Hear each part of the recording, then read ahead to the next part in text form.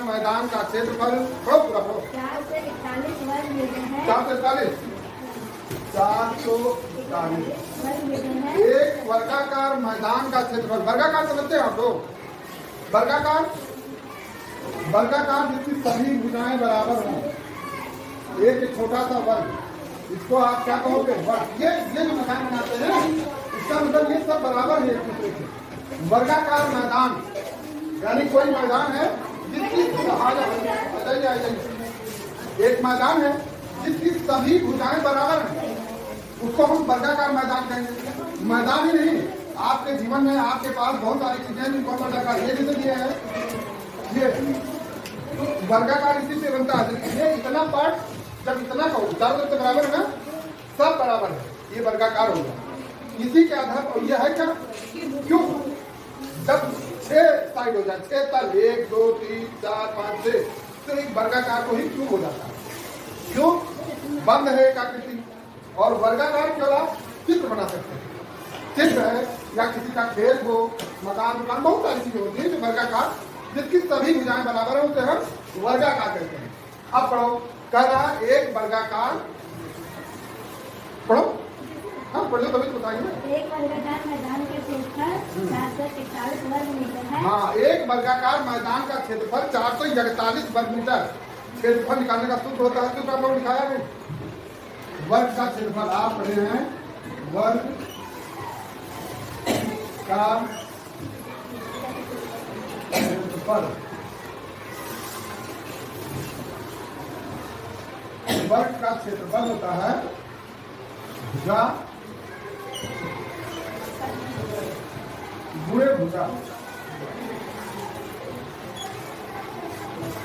भुजा गुणे भुजा। भुजा मतलब एक तरफ, ये जितनी लंबाई है ये गुणे एक लंबाई हो, तो इसी को इसी से सब बराबर है। वर्गाकार में सारी साइड बराबर है, जो एक भुजा जितनी भी लंबी हो उसको उसी से गुणा कर दो, क्षेत्रफल आ जाएगा। भुजा गुणे भुजा, या नो कहिए भुजा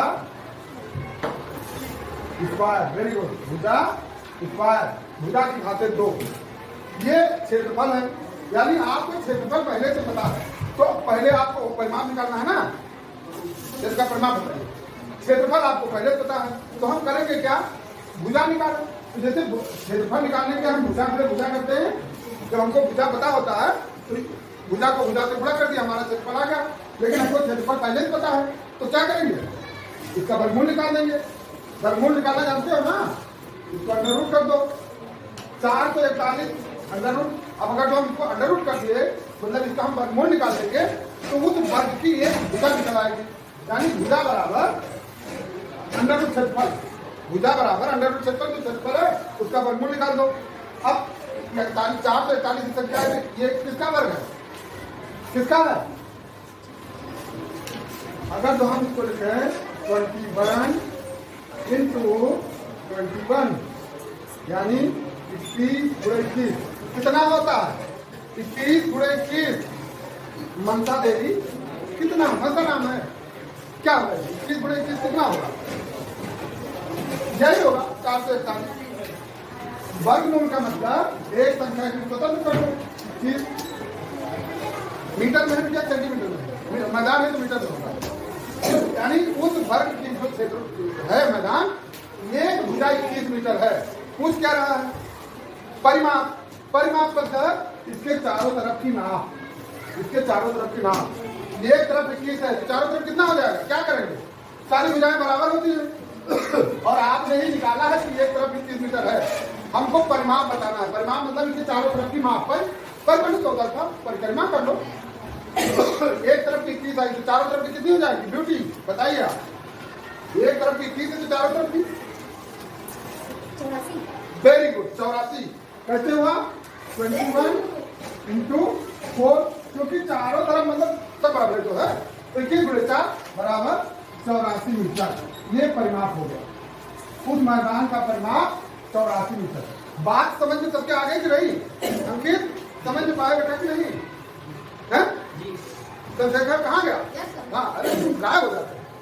तुम्हारा नाम इसलिए याद है कि देश को आजाद कराने में चंद्रशेखर का बहुत बड़ा हाथ था, और हम लोग मरते मरते भी उनके एहसानों को नहीं चुका सकते। इतना काम किया उन्होंने देश के लिए। तो कम से कम तुम्हारा नाम लेकर के एक बार मैं उनको याद कर लेता हूँ, है चंद्रशेखर आजाद को कम से कम आपका नाम है, यही मायने उनका याद कर लीजिए। तो ये समझ में आया बच्चे? नहीं ये नहीं समझ में आया ना? अगर जो समझ में आया हो तो फिर से मुझे तुम्हारी समझ में आया नहीं आया ना दिख रहा हो यहाँ थोड़ा पीछे बैठो, आगे वाली सीट खतरनाक होती है, यहाँ से पकड़ बैठे हो नहीं समझ में आया पीछे बैठो। लेकिन मैं चाहता हूँ समझो, समझ आया बेटा? बेटी समझ में आया? रीता समझ में आया बच्चे? उतार इसको, अब उतारना क्या? समझ में आ गया तब क्या उतारना? अगला सवाल पढ़ो, चलो अगला पढ़ो। रीता आप समझ में आएगा? आया कि नया है? आ गया वेरी गुड। अगला सवाल चलो यहाँ से कर दो। अगला क्या है? चलो तुम पढ़ो दीदी। सुनो एक मिनट, अभी आपने पढ़ा था वर्गाकार, अब आया है आयताकार। आयताकार का मतलब होता है, आयताकार का मतलब कोई बच्चा बताएगा? आयताकार में बेटा लंबाई और चौड़ाई दो अलग अलग है। बेटा अभी आपने वर्गाकार पढ़ा, तो वर्गाकार में सभी भुजाएं बराबर होती हैं, आयताकार में आमने सामने की भुजाएं बराबर होती हैं। ये भुजा इसके बराबर और ये भुजा इसके बराबर आमने सामने। लेकिन एक शर्त और है, यहाँ पर 90 डिग्री का कोण होना ही चाहिए, मतलब बिल्कुल 90 डिग्री कटा होगा तभी आयताकार होगा। 90 डिग्री नहीं होगा तो दूसरा बन जाएगा, बनेगा दूसरा बन जाएगा। तो जहाँ 90 डिग्री हो यानी हर कोण उसका 90 डिग्री का और आमने सामने की भुजाएं बराबर, तो वो होता है आयताकार। अब पढ़ो आयताकार का बात। हाँ ये बोर्ड देते एग्जाम्पल बहुत सही। तुम्हारी किताब का एक सर अगर तुम पूरा पढ़ रहे हो तो खराब हो जाए पूरी बुक। हाँ मैं जैसे ये किताब का एक सर ये आयताकार है, लेकिन हम पूरी किताब की बात करेंगे तो ये घनाभ, क्योंकि ये जहाँ भी ये लंबाई चौड़ा है ना, तो ऊपरी जैसे ये बोर्ड है ये आयताकार। अब आपको बता रहा है भाग क्या कहना है? एक आयताकार भाग लंबाई और चौड़ाई में अनुपात यानी लंबाई और चौड़ाई में 3:2 है। इसका मतलब 3:2 लंबाई चौड़ाई का बिटिया 3:2 के अनुपात में एक हमारे देश में एक ऐसी चीज है वह भी 3:2 के अनुपात में होता है और पूरा देश तक बताता है उसके आगे क्या है? झंडा। Very good. जो हमारा तिरंगा प्यारा झंडा है उसका भी अनुपात 3:2 होता है। उसी झंडे के अनुपात में ये आयताकार भाग है तो इसका अनुपात 3:2 है। फिर आगे 600 वर्ग मीटर। चलो बाग का क्षेत्रफल 600 वर्ग मीटर है, तो उसकी लंबाई और चौड़ाई ज्ञात कीजिए। बहुत सही। ये लंबाई और ये लंबाई, ये चौड़ाई और ये चौड़ाई। आपको एक बात तो समझ में आ गया, जो आयताकार होता है आमने सामने की भुजाएं बराबर होती है, यानी जैसे ये ब्लैक बोर्ड बना है तो ये लंबाई और ये लंबाई बराबर होगी, ये चौड़ाई और ये चौड़ाई बराबर होगी, है ना। अब आयताकार भाग हमारा है तो उसकी आमने सामने की भुजाएं बराबर है, लेकिन लंबाई चौड़ाई दिया नहीं है, बताया है कि उनका अनुपात 3 और 2 का अनुपात है। लेकिन एक चीज बताया कि क्षेत्रफल 600 वर्ग मीटर है। आयत का क्षेत्रफल का फार्मूला आपने बताया नहीं बताया? तो आयत का क्षेत्रफल का फार्मूला लिखो। आयत का क्षेत्रफल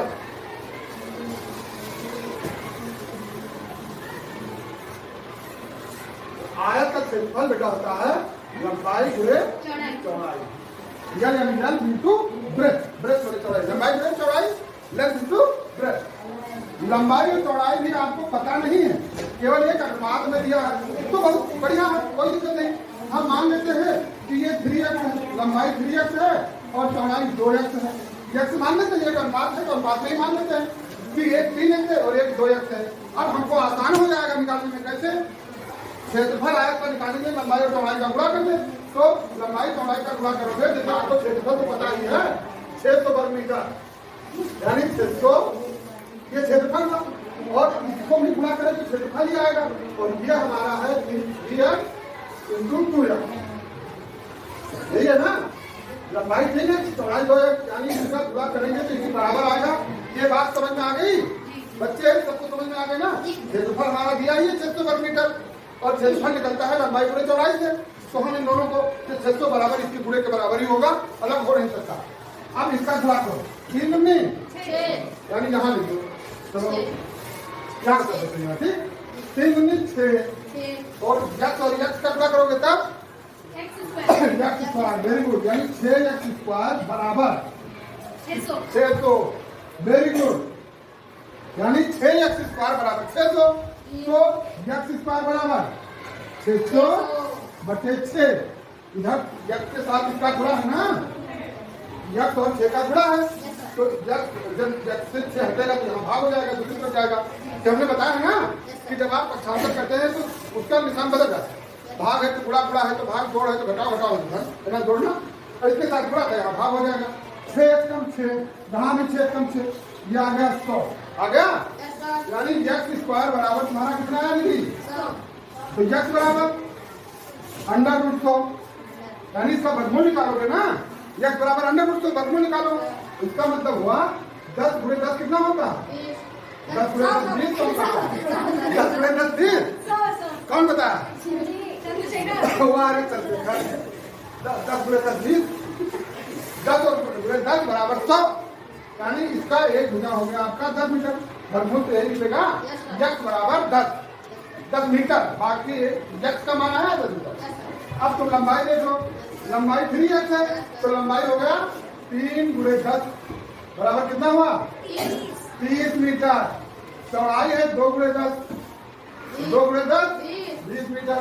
बात समझ में सबके आ गई, बोलो ना, समझने का प्रयास करो, हर बात में yes sir no sir, yes sir no sir, ये क्या, yes sir no sir, yes sir, 10 गुणे 10 20, 20 गुणे 20 30, बोलेगा, समझने का प्रयास करो बेटा,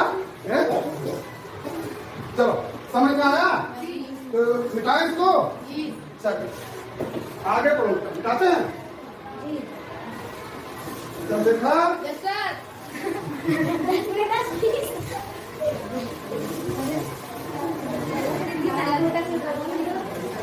बेटा आगे बढ़ो, आगे बताओ, अगला सवाल पर बेटा पढ़ो, बुक नहीं है, भुगतान पढ़ो,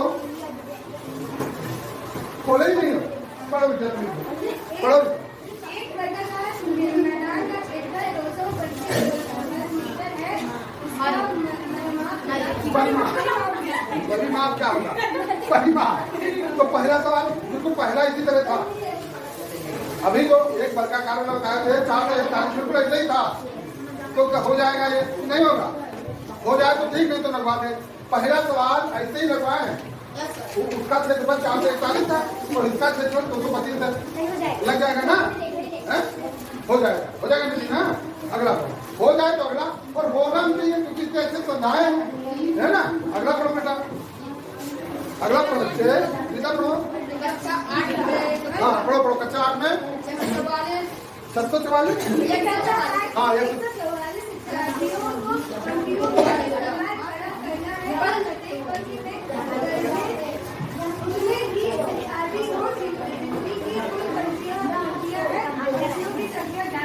बहुत सही। कक्षा 8 के छात्रों की संख्या 144 है और इनको ऐसे लाइन में खड़ा करना है कि जितनी लाइन बने, एक लाइन में उतने ही छात्र हो जितनी लाइन बने। बढ़िया सवाल है ना, हमको इस प्रकार खड़ा करना है कि एक लाइन में उतने ही छात्र हो जितनी लाइन बने। हो जाएगा, क्या करना है, इसका वर्गमूल निकाल दो, तो 144 का वर्गमूल कितना होता है 12, 12 × 12 = 144, यानी 12। इसका उत्तर इतनी एक लाइन में हो गया कि अगर जो हम 12 लाइन बनाए तो हर लाइन में 12 छात्र होंगे और हमारी पंक्ति तैयार हो जाएगी। 144 छात्र यदि हमारे क्लास में हैं और उनको हम 12 लाइनों में खड़ा करें तो हर लाइन में 12 ही बच्चे। तुम बोलते ज्यादा होता, बोलो मत, बड़े ध्यान से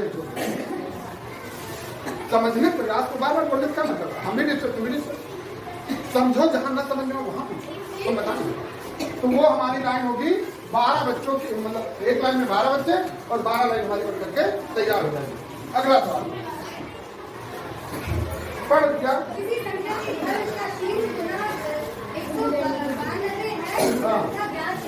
किसी संख्या का 3 गुना, वर्ग का 3 गुना है ना, यानी हम किसी संख्या का वर्ग, जैसे ये 12 का वर्ग क्या होगा 144, तो ऐसे ही कोई संख्या है जिसका पहले वर्ग किया गया फिर उसका 3 गुना 192, तो वह संख्या बताइए। किसी संख्या के वर्ग का 3 गुना तो वर्ग अब सबसे पहले ये 3 गुना मतलब 3 से गुणा किया गया होगा, तो हम पहले इसका वर्ग निकालने के लिए क्या करें, 3 से भाग दें। तो 3 से हम अगर इसको भाग देते हैं बटे 3 मतलब इसको 3 जगह भाग दो, तो बटे 3 बराबर मतलब 64। देखो इसे 3 कम 3 18 312, यानी 192 को हम 3 से भाग देंगे तो आएगा 64। अब मूल मुद्दा यह है कि ये 64 किस संख्या का वर्ग है, तो अंडर रूट 64 करो, अंडर रूट 64 बराबर 8 गुणे 8, अंडर रूट 8 गुणे 8, 8 नहीं 64, मतलब हमारी वह संख्या 8 है। क्या है, 8 है, यानी 8 ऐसी संख्या है जिसका हम वर्ग करके 3 से गुणा कर देंगे तो 192 आएगा, यानी 8 को वर्ग करें फिर 3 गुना इसका 192 आएगा। समझ में आया बच्चे? अगला पढ़ो, आगे बढ़ो, वीर तुम बढ़े चलो, रुको नहीं, आगे बढ़ो।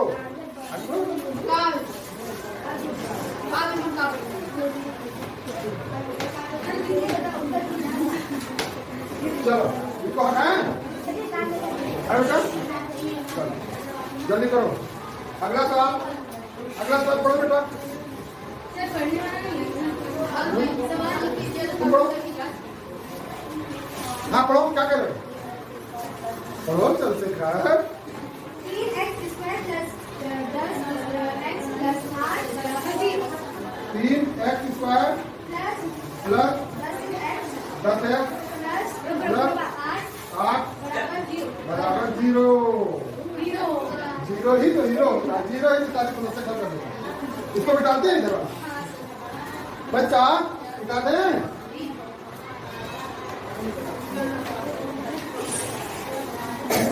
जो सवाल आप समझाए हैं आप लोग परीक्षा में आएगा तो जल्दी करोगे ना 2 मिनट में, तो फटाफट वेरी गुड।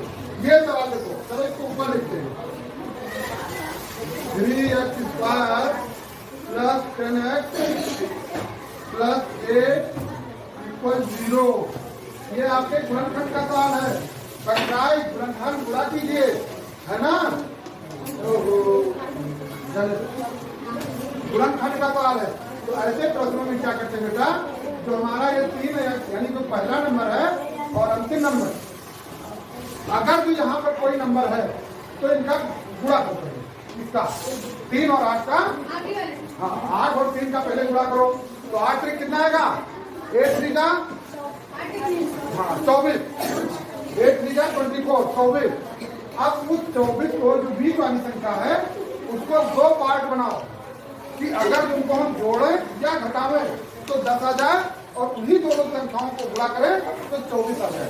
तो क्या होगा, निधि समझ में आ रहा है क्या? अगर तो हम इसको 3x square plus 6x plus 4x plus 8 लिख दें तो कोई फर्क नहीं पड़ेगा। देखो 8 नहीं 24 हुआ,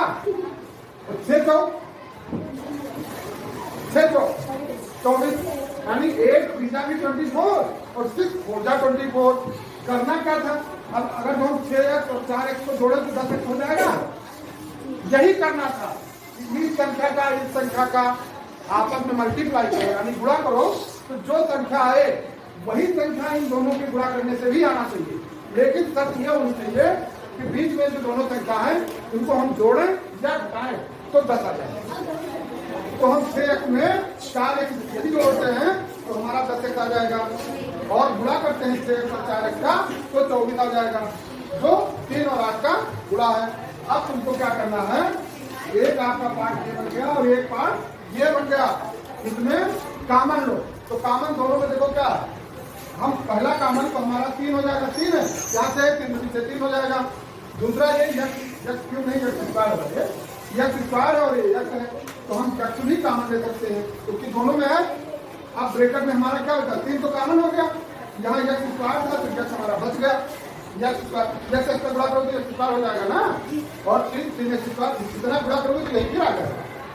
फिर प्लस 3 को 6 से गुणा करो, भाग दोगे तो 2 आ जाएगा, 3 दूनी फिर 2 आ जाएगा, और x तो आपका बाहर हो ही गया, तो यहाँ इतना खत्म। अब यहाँ प्लस इन दोनों में कॉमन की बात करें तो 4 है कॉमन, तो किधर x तो है नहीं, लेकिन 4 के बारे में 8 आता है तो 4 कॉमन हो गया। अब यहाँ भी 8 का 4 कॉमन ले लिया तो x बच गया, और 8 में 4 कॉमन गया तो 4 दुनिया तो 2 बच गया और ये बराबर आपके 0 के। बात समझ में आ रही है बच्चे? अब देखो x + 2 और x + 2 ये दो पार्ट सिर्फ एक समान है, इन दोनों को कॉमन ले लीजिए यानी x + 2 ये आपका कॉमन हो गया ना, दोनों एक समान है, कॉमन हो गया। अब बचा क्या? दूसरे में 4 3x + 4 बचा 3x और +4 यहाँ बच गया, इसको एक ब्रैकेट में लिख दो और ये बराबर 0 है। एक बात पक्की होती है, जब हम दो संख्याओं का गुणा करते हैं और 0 आता है तो मतलब इन दोनों संख्याओं में एक कोई 0 है। 0 तभी आएगा जब इनमें से कोई एक 0 है। अब मान लो कि ये 0 है तो x + 2 इक्वल, अगर ये 0 है तो x बराबर -2, इसको पक्षांतर कर दो उधर, यहाँ प्लस है इधर माइनस जाएगा। बात समझ में आ रही है बच्चे? नहीं बात समझ में नहीं आ रही है क्या? क्या बच्चे? चलो अभी दूसरे सवाल में सुनो, इनमें कोई दिक्कत आ रही है? अच्छा कहाँ से शुरू से नहीं आया? बोलो कहां से समझ में नहीं आया? वो हम फिर से दोबारा कहें, यहां से जहां तक समझ में आया था। चलो देखो इन दोनों में कॉमन है, कॉमन का मतलब है दोनों में एक समान है कि क्या क्या है। तो देखो यहाँ 3 है और यहाँ 6 है, 6 हमारी 3 के पहाड़े में आता है तो हम 3 कॉमन ले लिए। फिर देखो यहाँ x² है और यहाँ खाली x है तो हम x कॉमन ले लिए, दोनों में यहाँ भी है और यहाँ भी। अब जब कॉमन लिए 3x से इसको भाग किया गया, भाग करना जानते हो ना, तो भाग करने के बाद जो शेष बचा वो नीचे उतारते हो, तो हम इसको भाग करेंगे 3x से तो 3x निकल जाएगा, लेकिन ये स्क्वायर तो 1x बच जाएगा, वही मान लीजिए। और ये x को भाग दोगे तो खत्म ही हो जाएगा और 3 से 6 को भाग दोगे तो 2 बच जाएगा। फिर हमने बात समझ में आई? अब आगे ऐसे यहाँ प्लस ये 4 कॉमन ले लो, जहाँ x नहीं है तो 4 कॉमन लिए तो ऐसा पूरा बच गया और 4 का पहाड़ा 8 में पढ़ोगे तो 4 दूनी वही चीज यहाँ लिखिए, खत्म। समझ में आया? अब देखो तुम्हारा ये x + 2 और x + 2 एक समान है, मतलब दोनों कॉमन है, एक ब्रैकेट में लिख दिया x + 2। अब जो बचा उसको दूसरे ब्रैकेट में 3x बचा और +4 इसको दूसरे ब्रैकेट में और ये बराबर 0 के है तो 0 चल रहा है। ठीक, अब हमने बताया कि इन दोनों में कोई तो 0 है और जो 0 है जब मान लिया गया कि ये 0 है, मानना पड़ेगा जब ये 0 है यानी x + 2 बराबर 0 तो x बराबर पक्षांतर करो ना, 2 को पक्षांतर करो -2, यहाँ प्लस है इधर जाएगा -2। बात नहीं, जो भी निशान होगा जो इधर से इधर गया या उधर से इधर आया, जब ट्रांसफर करोगे जिस साइड इधर प्लस है उधर जाएगा माइनस हो जाएगा। यहाँ अगर ये गुणे में होता तो यहाँ भाग में हो जाता, यहाँ माइनस में होता तो यहाँ प्लस में हो जाता, लेकिन यहाँ प्लस में था तो ये माइनस में हो। समझ में आया? अब अगर जो तुम इस पार्ट को मान लो 0 यानी अगर जो हम माने 3x + 4 इसको मान लो कि ये 0 है 3x + 4। अब अगर तो ये 0 है तो x पर 3x बराबर, क्योंकि 3x निकालोगे ना तो देखो प्लस में है इधर जाएगा तो क्या होगा माइनस का, यहाँ प्लस में उधर जाएगा माइनस हो जाएगा, है ना। तो x बराबर यहाँ 3 इसके साथ गुणे में है तो उधर जाएगा तो भाग हो जाएगा यानी -4/3, क्योंकि यहाँ गुणे में है तो यहाँ बटे हो जाएगा, भाग हो जाएगा। बात समझ में आई? यानी x बराबर तुम्हारा क्या हो सकता है -2 अथवा -3/4 ये आपके मान को निर्धारित करेंगे। x का मान या तो -2 हो सकता है या -4/3 इस तरह को हो सकता है, तब ये समीकरण आपका बनकर तैयार होगा। बात समझ में आ गई? अगला सवाल किया जाए, इसको मिटाएं, लिख लो लिखो जल्दी करो बेटा, तुम नहीं लिख रही हो क्या हुआ? लिखो, लिख रहे हो? लिखते रहो बेटा, तुम्हारा बैग नहीं मिला क्या अभी? खोल लो खोलो और लिखो, जल्दी करो।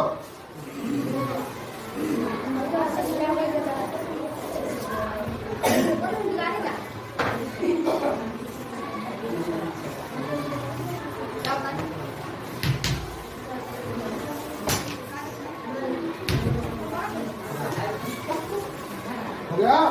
जल्दी कर बेटा, कर रहे हो ना सब लोग?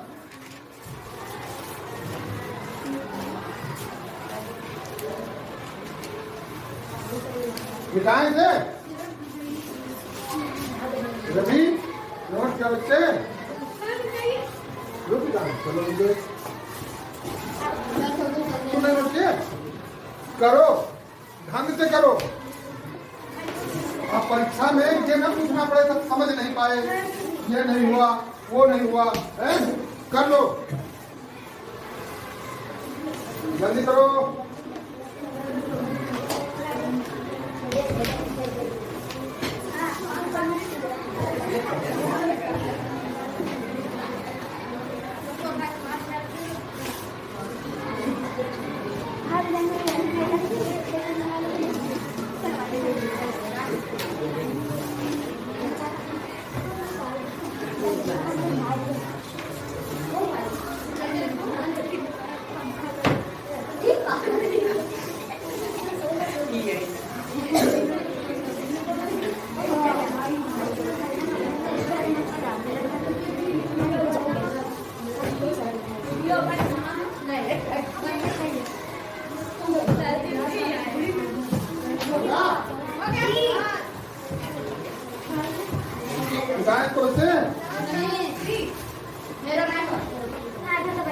नहीं हुआ है वो अपने मन से करे।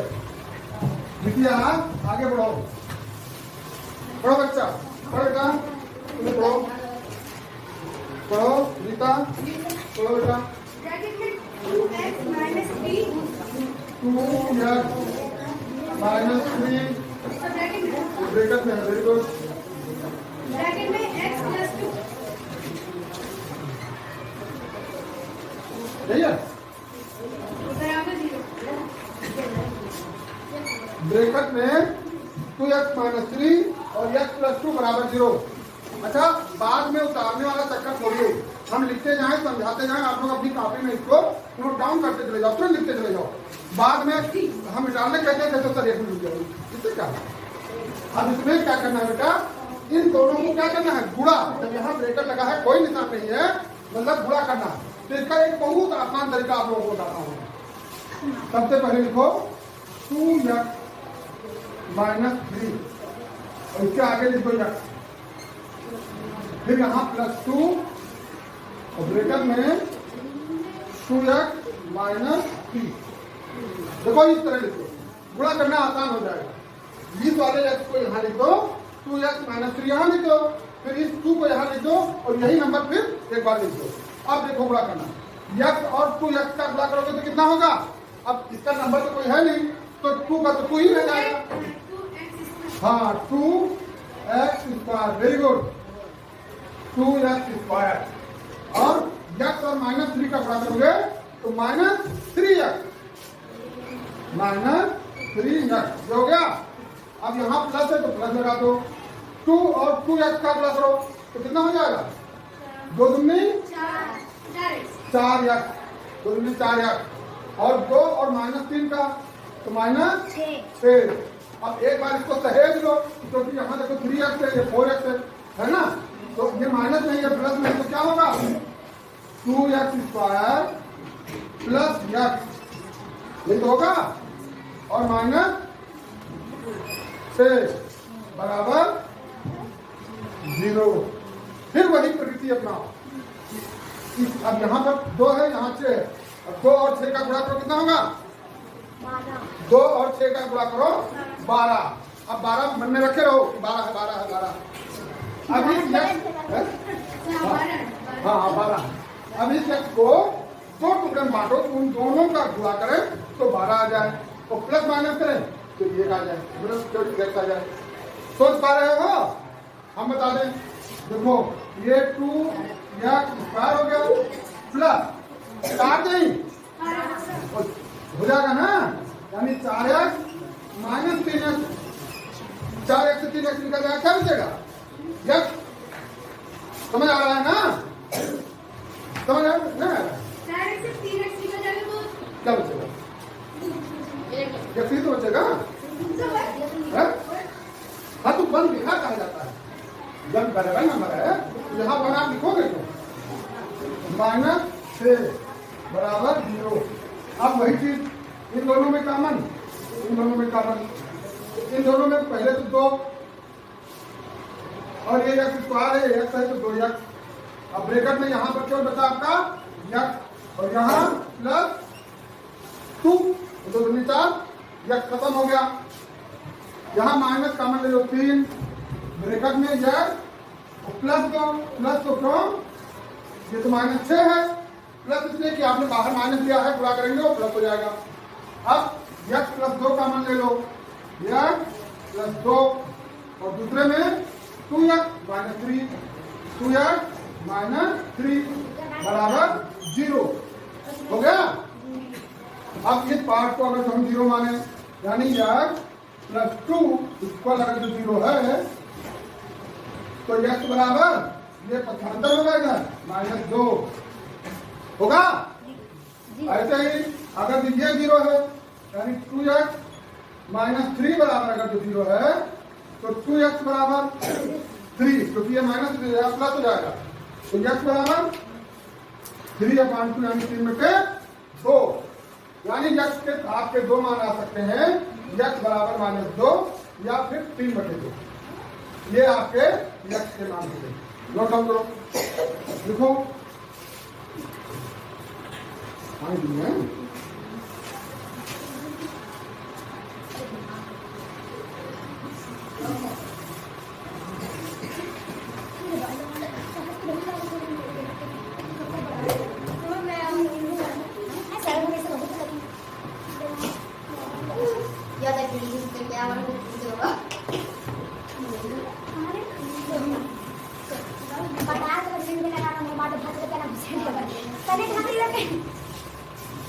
हो गया। अगला सवाल, ग्रेट। आज आप लोग मजा आ रहा है, सवाल लगाने में मजा आ रहा है बच्चों, किस किस को मजा नहीं आ रहा, चंद्रशेखर मजा आ रहा है बेटा, ब्यूटी आपको मजा आ रहा है कि मजा मिल रही है, क्या लग रहा है, कैसा लग रहा है बच्चा, समझ में आ रहा है, आपको समझ में आ रहा है क्या कि नहीं आ रहा है। अब अगर जो हम छोड़ दें तो पूरा कर लोगी, अगर जो आगे न समझाएं और कहें आप लोग लगा के कहेंगे तो दिखा दीजिए तो दिखा देंगे तो आगे बढ़ जाए, नहीं मिल पाएगा। अब मैं चाहता हूँ एक बार देखो जो तुमको लगे कि थोड़ा सा कठिन है, अच्छा चलो शुरुआत फिर अगला सवाल बोलो, बोलो बेटा। हाँ -4 बराबर 0। देखो इसमें कुछ नहीं करना, ये तो आपके दो टुकड़ों पहले ही पता है, एक भाग आपका ये है, एक भाग ये, दो तो पहले ही है ना। अब अगर जो हम x बराबर मान लें 0, इसके बराबर किसे, अगर जो हम इसको मान लें 0, अब देखो x प्लस x माइनस 4, अगर जो इस पार्ट को हटाएं इसको भाग करें तो क्या हो जाएगा, x बराबर 0 हो जाएगा, और x माइनस 4 बराबर अगर जो हम 0 मान लें तो x बराबर 4, इधर माइनस प्लस हो जाएगा, यानी x के मान आपके 2 आ गए, या तो 0 है या 4 हो गया। बात समझ में आई। तो अगला तो इसको मिटाएं, मिटा ही दे, अगला पढ़ सकते हैं।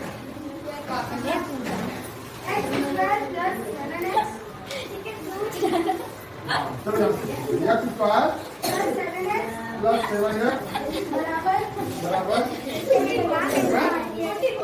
44। देखो नया कुछ नहीं होता, बस केवल प्रश्नों को घुमा देता, कुछ नहीं करना। सबसे पहले इसमें क्या करना है बेटा, अब आप लिखोगे x स्क्वायर प्लस 7x और इस 44 को इधर क्या ट्रांसफर कर लो, यानी इसका ट्रांसफर करो तो इधर प्लस में है तो इधर -44, आप बराबर क्या बता दीजिए, बराबर यहाँ कुछ नहीं बता तो 0, बराबर कुछ बचा ही नहीं तो 0 हो जाएगा, है ना। अब फिर वही प्रक्रिया कि अब यहाँ तो कुछ है नहीं तो 1 मान लो, 1 और 44 यानी 1 और 44 का गुणा कितना होगा, 44। अब इस 7 के 2 टुकड़े करो, इतनी देर में दिमाग में आ गया होगा बेटा, 2 टुकड़े करो जिनको गुणा करो तो 44 आए और उनका अंतर या योग 7 आ जाए, जोड़ो तो 7 आ जाए, घटाओ जोड़ने में आओ तो घटाने 7 आ जाए, लेकिन गुणा दोनों को करो तो 44 आ जाए। सोचो सोचो चलते का अंकित, सोचिए सोचो, कुछ बताओ बेटा। रवि क्या हो गया, खोपड़ी पर ऐसे काय रखे बैठे हो, कौन संकट पड़ेगा तुम पर, हनुमान जी का नाम लो, संकट कटा मिटाई सब पीरा जो सुन रहे हैं नंबर मिला, हैं? ऐसे पढ़ा है, पढ़ रहे हो तो कोई। हाँ बेटा, समझ में आया? समझ में इसलिए नहीं आ रहा आप लोगों को कि अपनी जो ये इतनी बड़ी खोपड़िया है इसको जोर नहीं लगा रहे। जोर लगाओ खोपड़िया में बेटा, इस खोपड़िया में बहुत चीज है, लेकिन मिलेगा कब? जब उसमें ताकत लगाओगे। तुमको खाना खाना है तो खाना खाने थाली में आ गया तो ऐसे थोड़ा मुंह में चला जाएगा, है ना?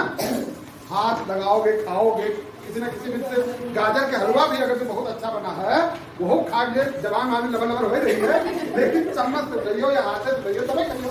बोलो तो एक मान लो गाजर के हलवा, कुछ जोर लगाओ, कुछ मत दबाव डालो, नहीं बचा रहा बताएं। बड़ी समस्या बच्चा कहाँ आगे लाएंगे। देखो ये तो यह किसका रहेगा बच्चा? अच्छा ये 7 है, ये 44 है। अगर हम 11 से 44 कहें तो क्या कैसा रहेगा? 11 में 7 घटा देते तो बच्चा रहेगा क्या? 11x माइनस 4x, 11 में से 4x घटा लीजिए, आने क्या? 11 7 4 गया 7 और 11 से 44। यही चीज इतनी देर से बेटा हम बता रहे हैं और समझ नहीं आ रहा है लोग। तुम्हें समझ में आ क्या? करो, क्यों खोपड़ी वाले काम नहीं बनता। अब इन दोनों में क्या करोगे?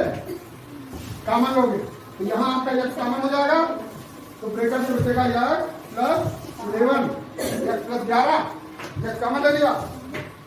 यहाँ आप माइनस 4 कॉमन ले लीजिए, तो यहाँ भी x प्लस 11 यानी 4 44 बच गया। अब देखो x प्लस 11 आप कॉमन ले लो, x प्लस 11 आपका कॉमन हो गया और दूसरा x माइनस 4, और ये सब बराबर 0 पे है। बात समझ में आ रही है? अब एक एक पार्ट हल करो। अगर तो x प्लस 11 बराबर 0 तो x बराबर माइनस 11, ये तो काउंटर होगा माइनस 11। और यदि आप मान लो कि x माइनस 4 बराबर 0 तो x बराबर 4, इसको पक्षांतर करोगे 4, यानी x के आपके 2 मूल आगे x बराबर माइनस 11 हो सकता है या 4 हो सकता है। समझ में आया बच्चों? समझ में आया?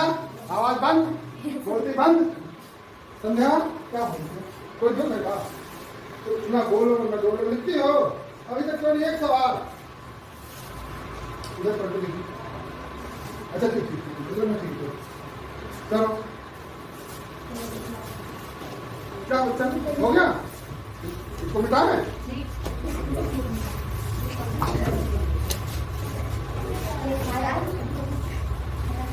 आगे अगला पढ़ो, अगला पढ़िए पढ़िए बच्चा। क्या 3 कहेगा कि 30? अच्छा 3x का, ठीक, very good. Plus 10x minus 8 बराबर 0। अब मैं चाहता हूँ इसको आपको बड़ी सरलता से, अच्छा है बहुत इजी, 1 मिनट सोचोगे वही क्रिया इसमें करना है, और मैं चाहता हूँ कि आप लोग इसको बताएं। हम इसको क्या करेंगे? सबसे पहले 3 को 8 से हाँ ठीक, बहुत अच्छा। कितना आया? 8 और 3 का गुणा करो 24। अब इस 10 को 2 भाग में ऐसा करो कि उनको हम घटाएं या जोड़ें 10 आ जाए, और उनको गुणा करें तो 24 आ जाए। 5 दूनी 10 करोगी तो 24 कहाँ आया?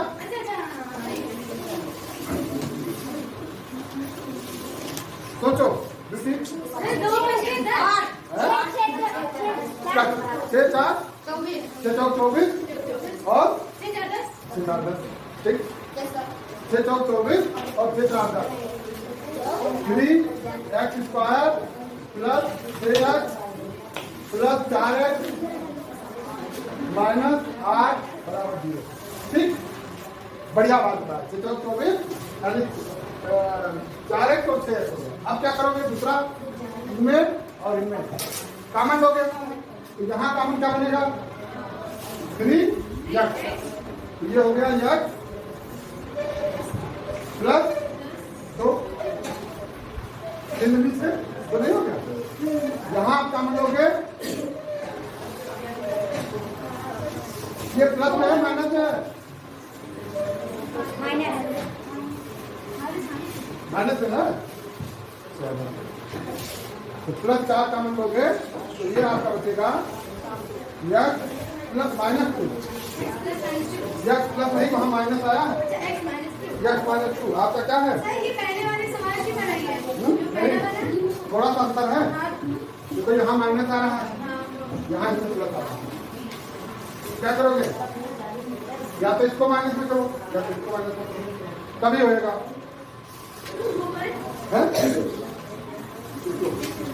इसको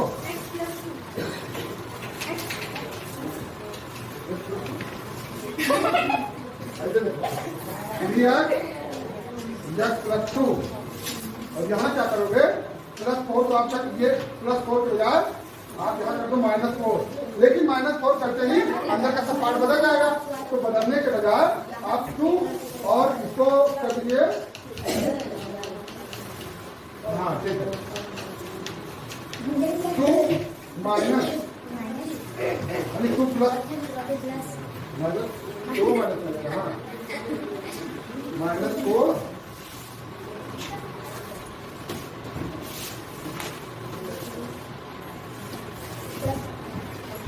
यहाँ पर -4 किया गया, यहाँ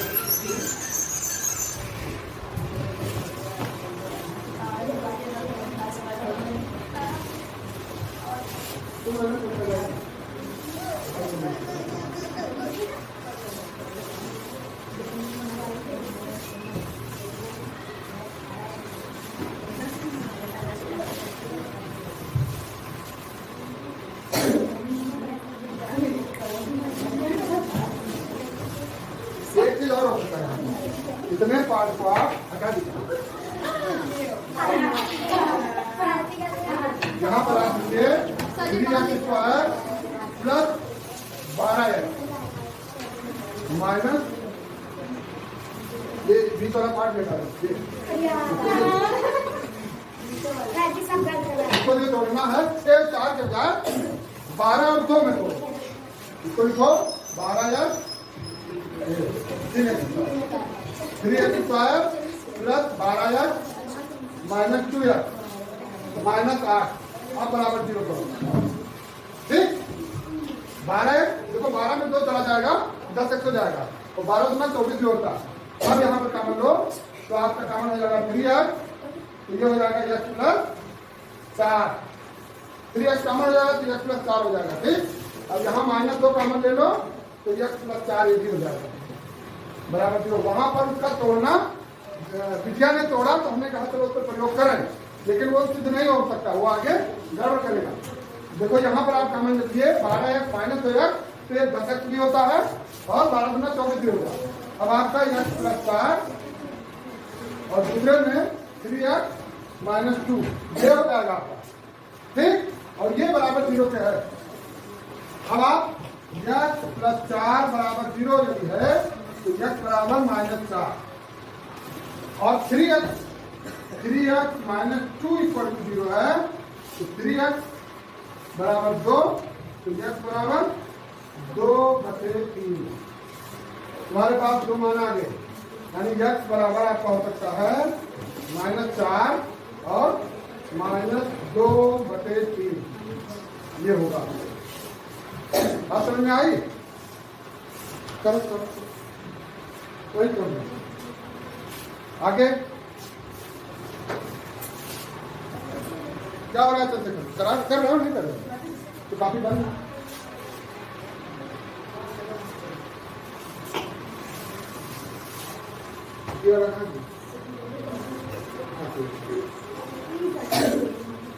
हो गया? अब कोई एक सवाल लास्ट करो बता दें ताकि आप लोग कर लो, है ना? बाकी करो, कोई दिक्कत है तो बताओ।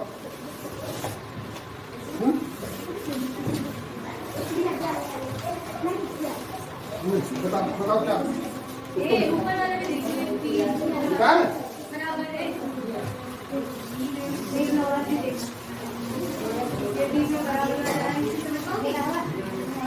चलो हम बताएंगे। कौन सा बताओ? पढ़ो पढ़ो लाभ चला कहते हैं 11वां। चलो क्या पढ़ो पढ़ो 2x² बराबर 12 यही सवाल ना, 2x² माइनस 12 माइनस 5 है, सवाल नंबर 11। चलो ठीक है, अब क्या किया जाएगा, 2x², इसको इधर तक पक्षांतर करना हो तो माइनस का प्लस 5x हो जाएगा और 12 का माइनस 12 हो जाएगा और इक्वल 0। ये हो गया। अब 2 और 12 फिर वही प्रक्रिया अपनानी है, 2 और 12 का मल्टीप्लाई करो, जो आए इस 5 को वैसे ही तोड़ना है कि यहाँ 5x आ जाए। करो, यहाँ 5 भी आना चाहिए, है हो रहा है, छुट्टी हुआ बेटा, क्या बताओ हम बता दें। देखिए ये बनेगा, ये तो 2x² है ही है और हम यहाँ लिखेंगे 8x माइनस 3x, 8 3 जा 24, 8 3 24 और माइनस 12 इक्वल 0। अब इस दो में कॉमन क्या होगा आपका 2x, ब्रैकेट में आपका x प्लस 4 मतलब 2 हो जाए, यहाँ का मान लो -3 तो आपका बचा x प्लस 4 और ये इक्वल टू 0 हो जाएगा। अगला आपका ये कॉमन हो गया तो x प्लस 4 और दूसरे में 2x माइनस 3 और ये बराबर आपके 0 के हो जाएगा। अब अगर जो आपका x प्लस 4 बराबर 0 है तो x बराबर -4, समझ में आ रहा है। और इधर लीजिए 2x माइनस 3 इक्वल 0 है अगर तो 2x इक्वल 3, तो ये इधर जाएगा प्लस हो जाएगा तो x बराबर 3/2, 3/2 यानी x के आपके 2 मान आ गए, या तो -4 हो सकता है या 3/2, 3/2 हो सकता है। समझ में आया बच्चों? जैसा कि आपने अभी एक वीडियो देखी, इसके आगे वीडियो देख रहे थे आप, उसमें हमने ब्लैक बोर्ड पे प्रश्नों को समझाया है और उसी में अब यहाँ पर आपको पेपर के माध्यम से ऐसे ही हल करते हुए क्या हल करके और बाय पेपर आप लोगों को 1 बाय 1 वन लाइनर क्वेश्चन की तरह और बढ़िया प्रश्नों को हल करते हुए दिखाया है। आप सीखेंगे और पूरी वीडियो देखेंगे, पूरी वीडियो देख करके आप बहुत अच्छा कुछ सीख जाएंगे। जैसे कि अब शुरुआत ही करते हैं, किसी धनात्मक पूर्णांक यम के लिए वह रूप ज्ञात कीजिए जिसमें प्रत्येक धनात्मक सम पूर्णांक को लिखा जा सकता है। यानी for some positive integers m find the form in which every positive even integers can be written. तो आगे देखिए, वह संख्या जिसमें प्रत्येक धनात्मक सम पूर्णांक को लिखा जा सकता है 2m है, 2m है, अर्थात इसमें m के वैल्यू यानी m बराबर 1 2 3 कुछ भी रख दीजिए, रखने पर संख्याएं हमेशा हमको 2 4 6 मतलब सम संख्याएं प्राप्त होंगी। जैसे 2 × 1 बराबर 2, 2 × 2 4, 2 × 3 बराबर 6। m के स्थान पर हम 2 3 4 1 जो भी रखेंगे वो हमको संख्याएं वो सम संख्याएं ही प्राप्त होंगी। तो ये धनात्मक सम पूर्णांक है। आगे, किसी धनात्मक पूर्णांक यम के लिए वह रूप ज्ञात कीजिए जिसमें प्रत्येक धनात्मक विषम पूर्णांक को लिखा जा सकते हैं। यानी for some positive integers m find the form in which every positive odd integers can be written. यानी हम यहाँ पर विषम संख्या की बात कर रहे हैं, तो वह संख्या जिसमें प्रत्येक धनात्मक विषम पूर्णांक को लिखा जा सकता है वह 2m + 1 है, अर्थात 2m + 1। यम कोई भी संख्या हो सकती है, यानी यम बराबर 1 2 3 4 5 6 जो भी रखना है रख लीजिए। संख्याएं रखने पर हमें 3 5 7 प्राप्त होंगी। जैसे 2 × 1 + 1 यानी 2m + 1, 2m + 1 यानी 2m की जगह 1 रखा तो 2m + 1 3 होगा। अब m की जगह 2 रखेंगे या तो 2 × 2 यानी 2 तो है ही है, 2m + 1 है तो 2 और इंटू m के स्थान पे 2 तो 2 2 जा 4 और +1 5। ऐसे ही 2 × 3 m की जगह पे 3 है तो इंटू 3 + 1 यानी 7, जो कि एक धनात्मक विषम पूर्णांक है। आगे, 1365 को किस संख्या से विभाजित किया जाए कि भागफल 31 तथा शेषफल 32 आए। By what number should 1365 be divided so that the quotient is 31 and the remainder is 32। So हम जानते हैं कि भाज्य बराबर भाजक गुणे भागफल प्लस शेषफल। We know that dividend equal to divisor into quotient plus remainder. ये हमारा आप यूक्लिड विभाजन भी इसको मान सकते हैं यूक्लिड के द्वारा भी। तो 1365 equal to d into 31 plus 32। तो हम इसमें पहले 32 अगर 32 हमारा प्लस में है तो सब्ट्रैक्ट करेंगे। 1365 minus 32 equal to d into 31, यानी हम जो 32 यहाँ लिखा है 32 को हम पक्षांतर करेंगे, ट्रांसपोर्ट कर देंगे। तो इक्वल से पहले, इक्वल के बाद देखिए प्लस में लगा है, तो जो हम ट्रांसफर करेंगे ट्रांसपोर्ट करेंगे तो माइनस में हो जाएगा।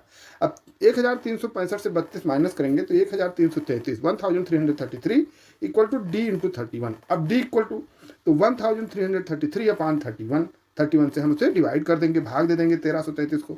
1333 को 31 से भाग देंगे तो 43 यानी 43 आएगा। अतः 1365 को 43 से भाग देने पर भागफल 31 और शेषफल 32 आएगा। आप इस तरह का है। Therefore, on dividing 1365 by 43, the quotient is 31 and the remainder is 32। अगला, जांचिए कि पाई एक परिमेय संख्या है या अपरिमेय संख्या है। चूंकि पाई का मान दशमलव के कुछ स्थान तक इस प्रकार है, पाई बराबर 3.141592 और इसी तरह कंटिन्यू आएगा, जो कि अशांत व अनावर्ती है। अशांत भी है और अनावर्ती है, अतः पाई एक अपरिमेय संख्या है। आगे 22/7 को जांचिए कि परिमेय संख्या है या अपरिमेय संख्या। चूंकि हम परिमेय संख्या के विषय में जानते हैं, उसकी जो डिफिनेशन है कि जिस संख्या को हम p अपान क्यू के रूप में लिखा जा सके, जो संख्या जहां पर q 0 के बराबर ना हो, तो वो संख्या परिमेय होती है। और चूंकि 22/7 हमारा p बटे q के रूप में लिखी गई है, इसलिए 22/7 एक परिमेय संख्या है। आगे जांचिए कि संख्या 2√45 प्लस 3√20 अपान 2√5 सरल करने पर परिमेय संख्या प्राप्त होगी या अपरिमेय संख्या प्राप्त होगी। आसान है बच्चों, इसको भी देखें। हम 2√45 को लिख सकते हैं 2√5 इंटू 3 इंटू 3। ये अंडर रूट के अंदर है 5 गुणे 3 गुणे 3, यानी 2√5 इंटू 3 इंटू 3, 5 3 या 15, 15 3 या 45 हो गया। तो अब हम इक्वल लिखेंगे 3 इंटू 2। देखिए 3 का पेयर बन गया है यहाँ पर। अंडर रूट में जब हम अंडर रूट से किसी संख्या को बाहर निकालते हैं तो पेयर बन जाए, उससे बाहर जो जोड़ा निकल जाए, तो 3 का जोड़ा है, यानी 5 गुणे 3 गुणे 3 है।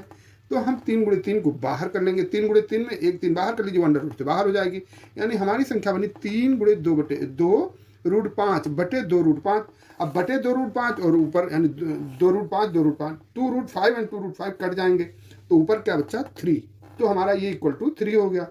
अब 3 इंटू 3√20, अब 3√20 को हम लिख सकते हैं 3√5 इंटू 2 इंटू 2। यहाँ पर 2 का पेयर बना, तो हम दोनों 2 बाहर कर लेंगे, तो बाहर करेंगे तो 3 इंटू 2√5 अपान 2√5। अब 2√5 इसमें भी कट जाएगा, यहाँ पर भी आपका बच्चा 3, तो इक्वल टू 3, यानी ऊपर भी 3 और नीचे भी 3 और दोनों मिला करके, यानी 2√45 को 2√5 से जो डिवाइड किया तो 3 आया, और 3√20 को जब हमने डिवाइड किया 2√5 से तब भी 3 आया, तो ये इक्वल टू 6। और 6 हमारा, क्योंकि 6 एक परिमेय संख्या है, इसलिए प्राप्त संख्या 6 एक परिमेय संख्या है। आगे संख्या 1.2348 की प्रवृत्ति ज्ञात कीजिए। 2 3 4 8, ये 4 8 यानी 48 बार बार कंटिन्यूअस आवर्ती इसका है, ये आवर्त कर रहा है बार बार। तो संख्या 1.2348 बराबर 1.2348 का विस्तार ही अंत तक 4848 आता रहेगा।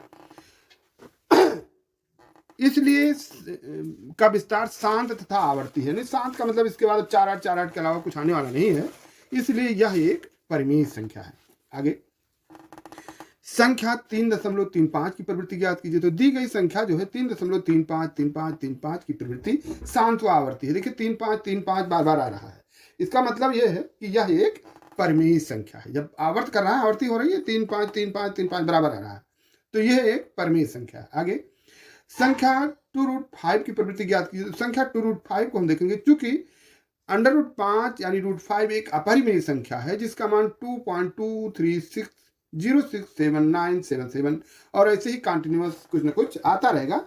जो कि अशांत व अनावर्ती है, तथा 2√5 का मान भी अशांत व अनावर्ती होगा, क्योंकि 2 तो हमारा प्रमेय संख्या है, बट √5 प्रमेय नहीं है, यह प्रमेय है। और एक अपरमेय और एक परमेय संख्या का गुणा भी अपरिमेय ही होता है, ये अनावर्ती होगा, इसलिए इस संख्या का मान यानी यह एक अपरिमेय संख्या है।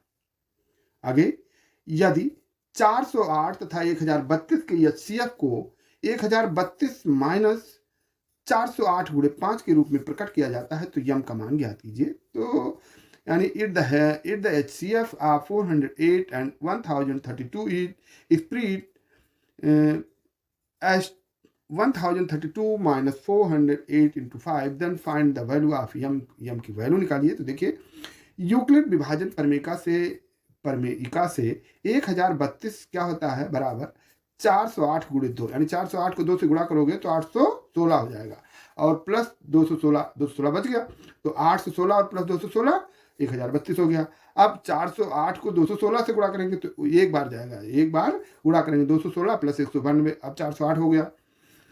अब 216 को 192 से जब गुणा करेंगे तो फिर एक बार ही जाएगा, और 192 प्लस 24 बराबर 216, 192 प्लस 24 बराबर 216। अब हम 192 को 24, तो 192 यानी 24 गुणे 8, 24 गुणे 8 प्लस 0, 24 8 यानी 24 8 जा 192, इसलिए HCF 408 एंड 1032 यानी 408 और 1032 का HCF 24 होगा, 24 होगा। आगे, अब 24 इक्वल टू, चूंकि ये हमारा HCF निकला, और HCF जो हमारी बुक कह रही है, जो हमारा प्रश्न कह रहा है, वो कह रहा है इस रूप में है, यानी दोनों संख्याएं बराबर हैं। तो 24 इक्वल टू 1032 माइनस 408 इंटू 5 ये इक्वल है। तो अब 24 और 408 इंटू 5 का जब मल्टीप्लाई करेंगे 5 से तो 2040 आएगा, यानी 20 इसको ट्रांसपोर्ट कीजिए तो इधर माइनस है तो यहाँ आ जाएगा तो प्लस हो जाएगा। तो 24 प्लस 2040 इक्वल टू 1032 यम। अब 24 एंड 2040 को प्लस करेंगे तो 2064 प्लस 1032 यम।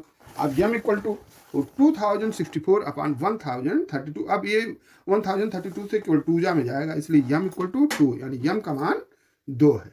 अगला, यदि 657 तथा 963 के HCF को 657x प्लस 963 गुणे -15 के रूप में प्रकट किया जाता है तो यक्स का मान क्या होगा। तो देखिए, यूक्लिड विभाजन परिमेयिका से HCF निकालते हैं सबसे पहले।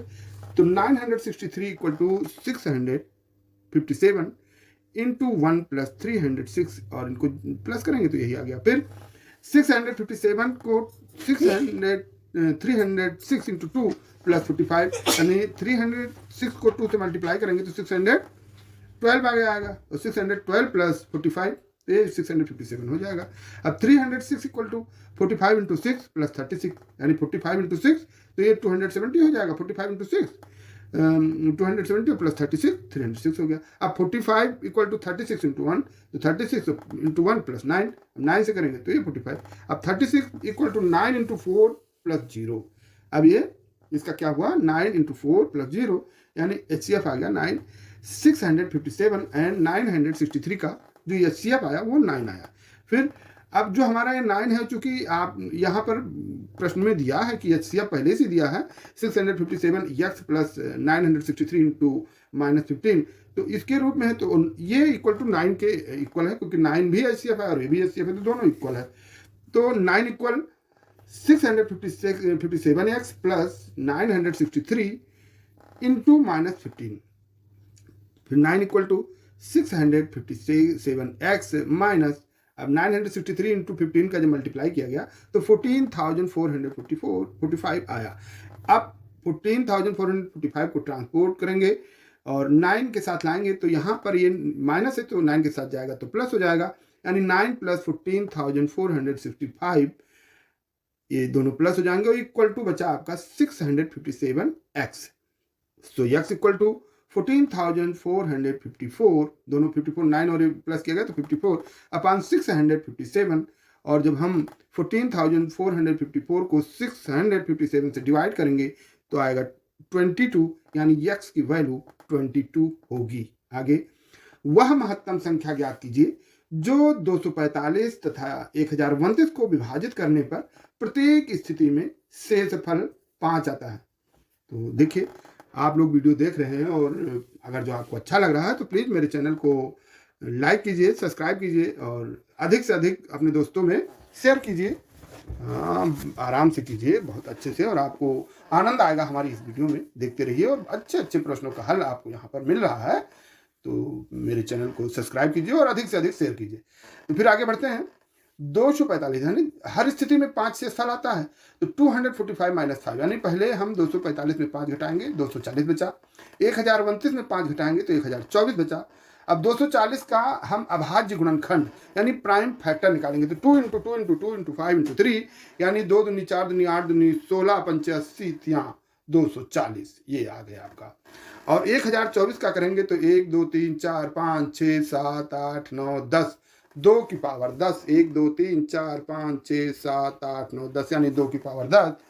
तो 2 दूनी 4 दूनी 8 दूनी 16 दूना 32 दूना 64 दूना 128 दूना 256 दूना 512 दूना 1024, ये आपकी संख्या आ गई। 1024 को गुणनखंड यानी 2 की पावर 10 या 2 × 2 × 10 से 10 बार आप लिखिए। आगे तो HCF 240 और 1024 का जो कॉमन है 2 × 2 × 2 यानी क्यों ऐसा हुआ, 4 यानी 2 × 2 × 2 × 2 240 में 4 बार आया है, 1024 में तो 10 बार है। लेकिन जो हमारा कॉमन है जो दोनों में आ रहा है तो 4 बार हम 2 को ले लेंगे, बाकी कॉमन नहीं है इसलिए हम छोड़ देंगे, क्योंकि कॉमन नहीं है तो इनके गुणनखंड में दोनों को डिवाइड नहीं कर पाएगा। 2 × 2 × 2 × 2 4 बार, तो 2 दूनी 4 दूनी 8 दूनी 16 यानी 240 और 1024 के गुणनखंड करने पर 16 कॉमन आता है। इसलिए 245 और 1029 को 16 से विभाजित करने पर प्रत्येक स्थिति में 5 शेषफल बचेगा। प्रत्येक स्थिति में 5 बचना ही है। आगे वह महत्तम संख्या ज्ञात कीजिए जिससे 285 तथा 1249 को भाग देने पर शेषफल क्रमशः 9 व 7 बचे। वहां पर देखिए केवल 5 ही दोनों में से था और यहाँ पर 9 और 7, तो कोई बात नहीं, इसमें क्या करेंगे 285 से हम 9 घटा देंगे तो 276 हुआ। 1249 से हम 7 घटा देंगे तो 1242 हुआ। अब 276 के हम गुणनखंड निकालेंगे तो 2 × 2 × 3 × 23 यानी 2 दूनी 4 4 3 12 12 23 से ही हम 276 यानी 23 को 12 से गुणा करेंगे तो 276। ऐसे ही 1242 का 2 × 3 × 3 × 3 × 23 यानी 2 3 6 3 18 3 54 और 54 × 23 बराबर 1242 यानी HCF 275 और 1242 का अगर जो हम निकालेंगे 275 नहीं 276 रहेगा, यहाँ पर 275 गलती से लिख गया तो 276 नीचे पढ़ा जाए तो आएगा 2 × 3 × 23। चूंकि यही एक कॉमन बचा तो ये HCF बनेगा।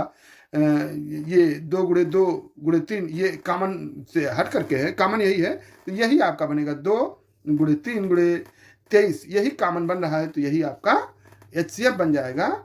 तो HCF आपका बना 138 2 3 6 6 23 6 138, अतः 285 तथा 1249 को 138 से विभाजित करने पर प्रत्येक स्थिति में 9 और 7 शेषफल बचेगा।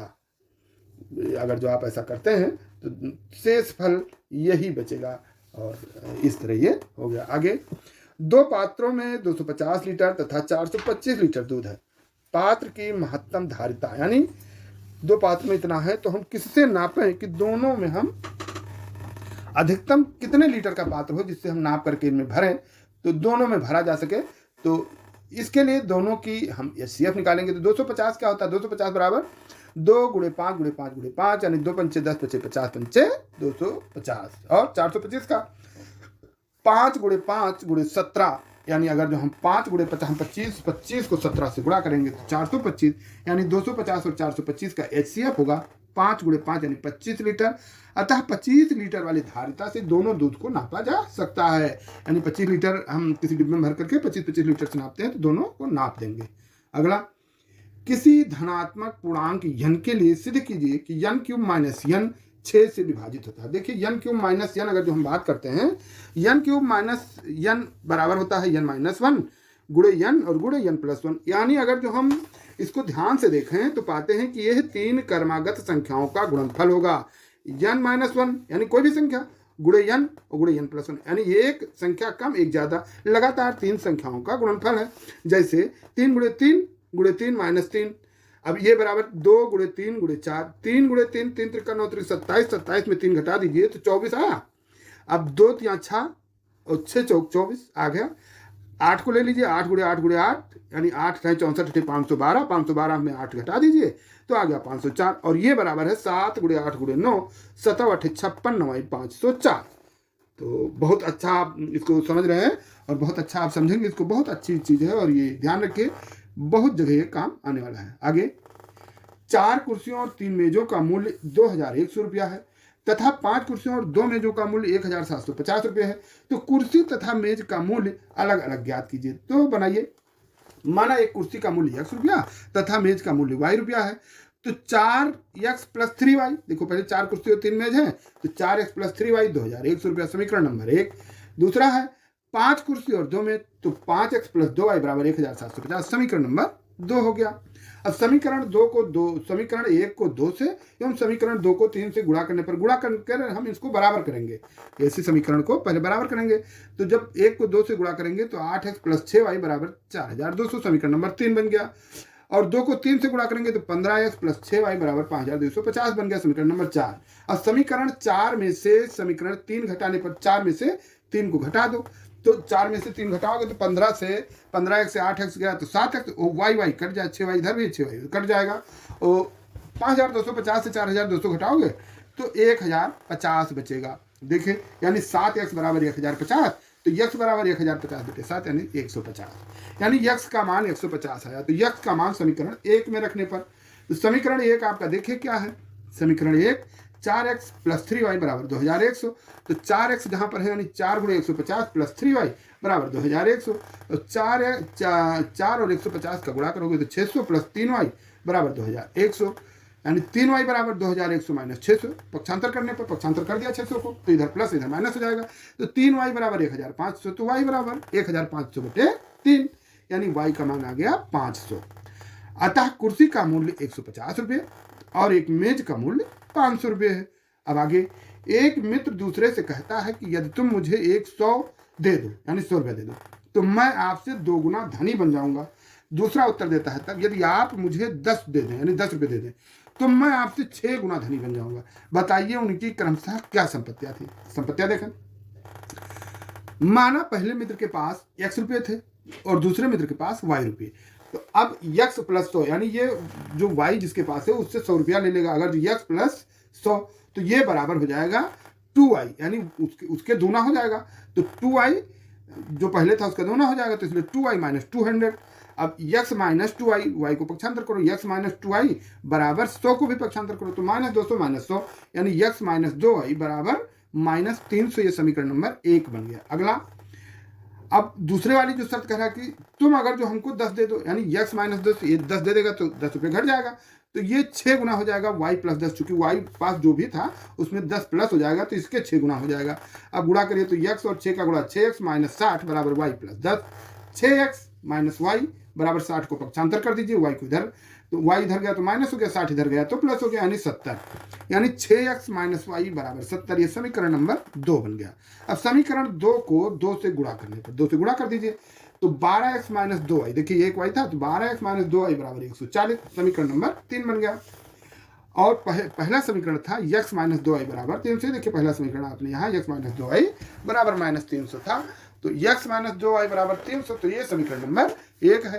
अब समीकरण 3 में से समीकरण 1 को घटाने पर घटा दीजिए 1 को तो 11x बराबर 440, y कट जाएगा और 12x से 1x जाएगा तो 11x बचेगा और यहाँ घटाने पर साइन बदल जाएगा तो 2y plus 2y minus cut जाएगा और माइनस 300 ही प्लस 300 हो जाएगा तो यानी 11x बराबर 400 तो x बराबर 400 बटे 11 यानी x का मान आया 40। x का मान समीकरण 1 2 3 कहीं रख दीजिए तो 6 गुणे 40 माइनस y बराबर 70, 6 गुणे 40 मतलब 240 माइनस y बराबर 70। अब माइनस y बराबर 70 माइनस 240, y को पक्षांतर 240 को पक्षांतर करोगे तो माइनस हो जाएगा यानी माइनस y बराबर माइनस 170, 240 से 70 घट गया तो 170 तो y बराबर 170, चूंकि माइनस माइनस कट जाएगा। अतः पहले मित्र के पास 40 रुपया तथा दूसरे मित्र के पास 170 रुपये थे। अब आगे भुजाओं के आधार पर त्रिभुज के प्रकार, जिनकी तीनों भुजाएं समान हैं उन्हें हम समबाहु त्रिभुज यानी इक्विलेटरल ट्रायंगल कहते हैं, यानी आप कह सकते हैं कहलाता है। जिनकी तीनों भुजाएं बराबर हो इक्विलेटरल ट्रायंगल कहलाता है। जिनकी दो भुजाएं समान हो समद्विबाहु त्रिभुज यानी आइसोस्केल ट्रायंगल कहलाता है। और जिसकी कोई भुजाएं समान नहीं है उन्हें विषम बाहु त्रिभुज यानी स्केलन ट्रायंगल कहते हैं या कहलाता है वो त्रिभुज। अगला, कोणों के आधार पर त्रिभुज के प्रकार। जिसका ये कोण समकोण है तो समकोण त्रिभुज यानी राइट ट्रायंगल कहलाता है। जिसका ये कोण अधिक कोण है, समकोण का मतलब 90 डिग्री का है एक कोण, तो वो राइट ट्रायंगल यानी समकोण कहलाता है। जिसका एक कोण अधिक कोण है यानी एक कोण 90 डिग्री से अधिक और 180 डिग्री से कम, तो वह अधिक कोण कहलाता है यानी एक्यूट ट्रायंगल कहलाता है। और जिसका प्रत्येक कोण न्यून कोण है यानी सभी कोण 90 डिग्री से कम हो वह न्यून कोण त्रिभुज यानी एक्यूट ट्रायंगल कहलाता है। आगे, सर्वांग समता यानी भुजा भुजा भुजा की सर्वांग समता।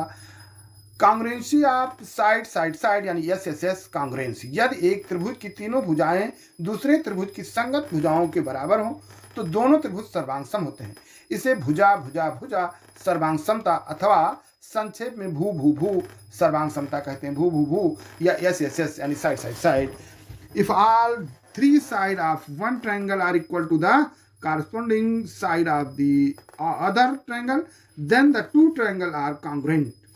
This is called side side side congruency or in short SSS congruency. आगे, भुजा कोण भुजा की सर्वांग समता यानी congruent to side angle side yes A yes.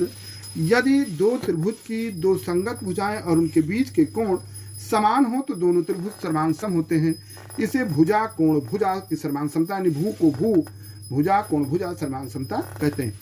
If the two corresponding sides of two triangles and the angle between them are equal, then the two triangles are congruent.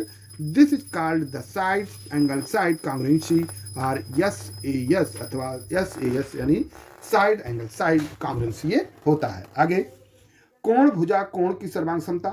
यहाँ भुजा कोण भुजा थी, अब ये है कोण भुजा कोण की सर्वांग समता। एंगल साइड एंगल यानी ए यस ए, यहाँ पर यस ए यस था, यहाँ पर ए यस यस ये यस ए है कांग्रेंसी। तो त्रिभुज के दो कोणों और एक भुजा दूसरे त्रिभुज के दो कोण और संगत भुजा के बराबर हो तो दोनों त्रिभुज सर्वांग सम होते हैं। इसे ए यस ए सर्वांग समता कहते हैं।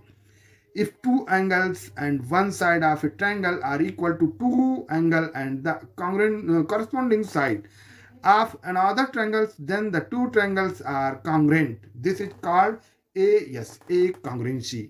आगे, एक समकोण त्रिभुज का कर्ण और एक भुजा दूसरे समकोण त्रिभुज के कर्ण और एक भुजा के बराबर हो तो दोनों त्रिभुज सर्वांग सम होते हैं। इसे समकोण कर्ण भुजा त्रिभुज कहते हैं, सर्वांग समता कहते हैं यानी RHS right hypotenuse side. If the hypotenuse and one side of a right triangle are equal to the hypotenuse and one side of another right triangle, then the two triangles are congruent. This is called the right angle hypotenuse side RHS congruency. आगे, रेखाखंडों से बनी बंद आकृति को हम बहुभुज कहते हैं। बहुभुज जो तीन रेखाखंडों से बना हो वह त्रिभुज कहलाता है। त्रिभुज सबसे कम भुजाओं वाला बहुभुज होता है। जब दो आकृतियां एक दूसरे को पूर्णतः ढक लेती हैं तो वह आकृतियां सर्वांग सम होती हैं। वह आकृतियां जो आकार और माप में समान होती हैं सर्वांग सम होती हैं। आगे, दो रेखाखंड सर्वांग सम होते हैं यदि उनकी लंबाई समान है, दो कोणों का माप समान है तो वो सर्वांग सम होते हैं।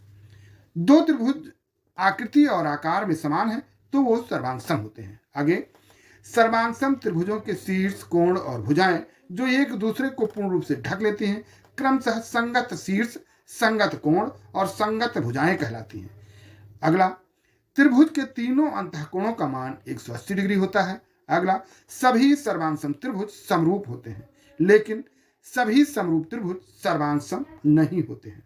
अगला, बिना वास्तविक भाजन दिखाइए कि प्रमेय संख्या का दशमलव प्रसार शांत है, इसको दशमलव के रूप में व्यक्त कीजिए without actual division so that the decimal expression of a rational number is terminating express in decimal from 31/500 यानी 31 को 500 से बिना भाग की प्रक्रिया अपनाए आप बिना भाग की प्रक्रिया या बिना लंबी प्रक्रिया अपनाए आप बताइए कि यह इनका दशमलव प्रसार शांत है या अशांत है, या इनका दशमलव नंबर आप बताइए।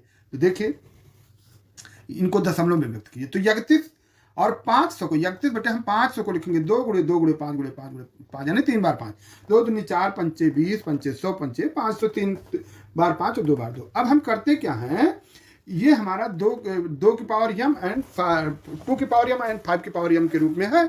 तो हम इसको एक बार और थोड़ा सा समेटने का प्रयास करते हैं बिना किसी लाग झपेट के। क्या करेंगे, 31 को 2 से गुणा कर दीजिए। तो जब हम 2 को 31 से करेंगे तो नीचे भी एक बार 2 बढ़ा देंगे। तो अब हमारा 31 गुणे 2 बटे 2 गुणे 2 गुणे 2 यानी 3 बार 2 का गुणा, और गुणे 5 गुणे 5 गुणे 5 यानी 3 बार 5 का गुणा। अब हम देखेंगे तो 31 को 2 से गुणा करेंगे तो हमारा हो गया 62 हो गया। अब 62 बटे 10 गुणे 10 गुणे 10, 62 को हमने 5 दूनी 10, 3 बार 10 हो गया, 10 गुणे 10 मतलब 1000, 62 बटे 1000, तो ये बराबर 0.062 इसका उत्तर हो गया। और आपने देखा कहीं भाग करना नहीं पड़ा। आगे दिखाइए कि n प्लस n गुणे n प्लस 1 और n प्लस 2 में से केवल और केवल एक 3 से विभाज्य है, जहां n एक धनात्मक पूर्णांक है। माना n को 3 से भाग देने पर शेषफल q तथा भागफल q तथा शेषफल r आता है, जहां 0 या तो r के बराबर है या r 0 से बड़ा है और r से बड़ा 3 है। तब n बराबर 3q प्लस r, जहां पर r बराबर 0 या 1 या 2 हो सकता है। तो जब r बराबर 0, 1 या 2 हो सकता है, तो पहले जब हम देखते हैं n बराबर 3q या n बराबर 3q प्लस 1 या n बराबर 3q प्लस 2 जहां हम रखते हैं, तो आगे बढ़ते हैं। यदि n बराबर 3q, तब स्पष्टता है कि n 3 से विभाज्य है। अगर जो 3q है तो हम इसको मान लेते हैं कि 3q है, तो भाग दे दिया जाएगा। और यदि n बराबर 3q प्लस 1 है तो अब n प्लस 2 बराबर हो जाएगा, यानी यहाँ पर n प्लस 2 आ जाएगा, 3q प्लस 3 हो जाएगा, यानी ये बराबर 3q, हम 3 कॉमन ले लेंगे तो q प्लस 1 हमारा फिर बच गया, यानी जो कि स्पष्टता 3 से विभाज्य है। इस दशा में n प्लस 2 3 से विभाज्य है। अगर जो ऐसा है तो n प्लस 2 3 से विभाज्य है। अब तीसरी दशा n बराबर 3q प्लस 2, तब n प्लस 1 बराबर 3q प्लस 3, तो यानी 3 कॉमन ले लेंगे तो बराबर q प्लस 1 फिर बच गया, तो जो कि स्पष्टता 3 से विभाज्य है। इस दशा में n प्लस 1 3 से विभाज्य है। अब n और n प्लस 1 और n प्लस 2 में से केवल और केवल एक ही 3 से विभाज्य होगा। दशा आप जो बदलते जाएं उसमें से एक ही दशा संभव है और सारी दशा संभव नहीं है, तो इसलिए केवल n प्लस यानी या तो n विभाज्य है या n प्लस 1, यानी लगातार संख्याएं आ रही हैं। अगर जो लगातार 3 संख्याएं हैं, कोई भी 3 संख्या, तो उसमें से एक संख्या तो 3 से विभाजित हो जाएगी। कोई भी संख्या आप ले लीजिए, यानी लगातार आप संख्याएं लें, कोई संख्या, जैसा कि यहाँ लिखा n प्लस 1 और n प्लस 2, यानी ये लगातार 3 संख्याएं ये तो हैं। ये लगातार आप ध्यान से देखिए 3 संख्याएं, लगातार 3 संख्या। अब कोई लगातार 3 संख्या लीजिए, उसमें एक ही 3 से विभाजित होगी, बाकी 2 नहीं होंगी। वही चीज यहाँ प्रमाणित करने का प्रयास किया है हमने। और आप देखिए, और आप इसका प्रयोग भी कर सकते हैं। कोई भी लगातार 3 संख्या ले लीजिए, उसमें से केवल एक संख्या होगी जो 3 से विभाजित होगी, बाकी 2 नहीं होंगी। वही चीज यहाँ पर हम प्रमाणित करने का प्रयास किया हमने। आगे यूक्लिड विभाजन प्रमेयिका का प्रयोग करके दर्शाइए कि किसी धनात्मक पूर्णांक का घन 9m प्लस 1 या 9m प्लस 8 के रूप में होता है। तो माना 4 तथा 6 दो ऐसे घन पूर्णांक हैं,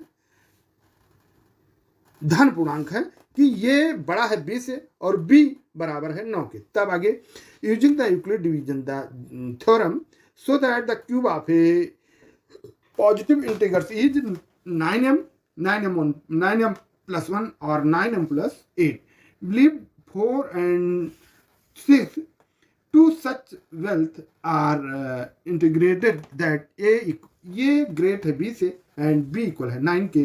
तब then from the division theorem of Euclid a equal to 9b plus r, and then the value of r it should be less than 9।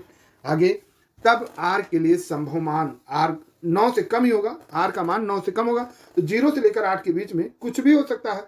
अब यदि हम 0 ये इक्वल टू 9b प्लस 0 माने, या 9b plus 1, 9b plus 2, 9b plus 3, 9b plus 4, 9b plus 5, 9b plus 6, 9b plus 7 या 9b plus 8, इसके अतिरिक्त कुछ नहीं मान सकते। जब a बराबर 9b प्लस 0, तब a क्यूब, a की पावर 3 बराबर क्या होगा 9b plus 0 cube, 9b plus 0 cube, और इन्हें हम साफ करें, इनका पावर 3, 9b प्लस 3, यानी ये हो जाएगा a cube plus b cube plus 3ab। Into a plus b. तब देखिए 9 और 9 हम कॉमन ले लेंगे। 9 जब ये क्यूब होगा तो 9 हम कॉमन लेंगे तो 81b cube equation number 1 81b cube 9 9 जा 81 और 81 को 9 से मल्टीप्लाई करने के बजाय हम 9 कॉमन ले लिए, बस 9 के डिवीजन में है, बस इक्वेशन नंबर 1। और यदि ये इक्वल टू 9b प्लस 1 तो हम ए क्यूब यानी ए की पावर 3 अगर जो करेंगे तो ये इक्वल हम 9b प्लस 1 का भी क्यूब यानी पावर 3 लगाएंगे। अब पावर 3 लगाएंगे तो लिखें यानी 9b की पावर 3 यानी क्यूब प्लस 1 क्यूब प्लस 3 यानी a प्लस b का जो होल क्यूब होता है उसे हम ओपन करेंगे तो हमारा ये ओपन होकर के यही तो बन करके आएगा a क्यूब यानी 9b cube plus 1 cube plus 3 into 9b plus 1 into 9b plus 1। अब ये क्या बन गया हमारा 9 यानी 9 का क्यूब करेंगे 9 9 जा 81 9 जा 729 न लिख करके हम 9 को कॉमन ले लेते हैं तो 9 इंटू 81b क्यूब 81 तो 9 का क्यूब में बी का क्यूब होगा b की पावर 3 प्लस 9 फिर कॉमन लेंगे तो 27b और 27b और इसका स्क्वायर हो जाएगा b का स्क्वायर हो जाएगा a cube plus b cube plus 3ab तो b का स्क्वायर हो जाएगा प्लस 27b प्लस 1 तो ये हमारा बन गया। अब यहाँ पर हम 9 कॉमन ले लेंगे तो 81b का power 3 plus 27 square plus 3b plus 1 ये इक्वेशन नंबर हमारा 2 बन गया 3। यदि हम a equal to 9b plus 2 लेते हैं तो ये क्यूब a की power 3 equal to 9b plus 2 का क्यूब हम क्यूब पावर 3 लगाएंगे तो 9b क्यूब प्लस 2 क्यूब यानी 2 पर क्यूब लगाएंगे plus 3 into 9b into 2 into 9b plus 2 ये हमारा a प्लस b का होल क्यूब है, इसको ओपन किए तो 9 इंटू 81b क्यूब b पर क्यूब लगेगा 89 पर 9 को सॉल्व कर दिया प्लस 8 2 का क्यूब 8 होगा और प्लस 9 इंटू 54b का स्क्वायर हो जाएगा और प्लस 9 हमारा ये हो जाएगा जब मल्टीप्लाई करेंगे तो 12b आ जाएगा। अब 9 फिर कॉमन लीजिए तो 81b cube plus 54b square और प्लस 12b और प्लस 8 यानी ये इक्वेशन नंबर हमारा 3 बन गया। और ये जब बन करके तैयार हुआ then look at equation 1 2 3 they are all divisible by 9। सभी इक्वेशन आप देखिए 9 से डिविजन सब में 9 कॉमन लिया गया है और जब 9 कॉमन है मतलब ये डिविजिबल है 9 से, hence they can be written a cube equal to 9m a cube equal to 9m plus 1 and a cube equal to 9m plus 8। यानी हम जो हमारा कोई क्यूब होता है कोई संख्या क्यूब है उसे हम इस रूप में लिख सकते हैं। किसी संख्या का क्यूब आप बनाइए उसको 9m के रूप में लिख सकते हैं या 9m प्लस 1 के m कोई संख्या हमारी यानी गुणे की संख्या में लिख सकते हैं या 9m प्लस 8 के रूप में लिख सकते हैं और ये आपका प्रूफ हो गया। आगे गुरुजी कोचिंग यानी आप देख रहे हैं मेरे चैनल पर मैथ मनोरंजन विद अजय सर पे और ये मेरे चैनल का नाम है गुरुजी कोचिंग, गुरुजी गणित शिक्षा केंद्र मतलब इसका नर्सरी से कक्षा 10 तक मैं पढ़ाता हूँ अपने यहाँ कोचिंग सेंटर पर। और हमारे यहाँ की सुविधाएं प्रतिमाह पढ़ाए गए पाठ का टेस्ट होता है, प्रतिमाह मानसिक बुद्धि परीक्षण होता है। गुरुजी कोचिंग सेंटर में पढ़ने वाले सभी बच्चों का त्रैमासिक प्रतियोगिता होती है और खासकर नवोदय विद्यालय, विद्या ज्ञान व सैनिक स्कूल की प्रवेश परीक्षा के लिए विशेष शिक्षण व्यवस्था है। यहाँ पर बच्चों को पढ़ाया जाता है और हमारा एड्रेस नीचे लिखा हुआ है, फोन नंबर आप देख सकते हैं। आगे सिद्ध कीजिए कि 2 माइनस रूट 3 एक अपरिमेय संख्या है। यदि संभव हो तो माना कि 2 प्लस रूट 3 एक परिमेय संख्या, हम माने इसको तो हम जानते हैं कि 2 एक परिमेय संख्या है। हम यह भी जानते हैं कि 2 परिमेय संख्याओं का अंतर भी एक परिमेय संख्या होती है। तब हम जानते हैं कि 2 एक परिमेय संख्या है। हम यह भी जानते हैं कि 2 परिमेय संख्याओं का अंतर भी एक परिमेय संख्या होती है। तब 2 माइनस रूट 3 माइनस 2 भी एक परिमेय संख्या है, अर्थात अंडर रूट 3 एक परिमेय संख्या है जो कि एक विरोधाभास है क्योंकि अंडर रूट 3 एक अपरिमेय संख्या है।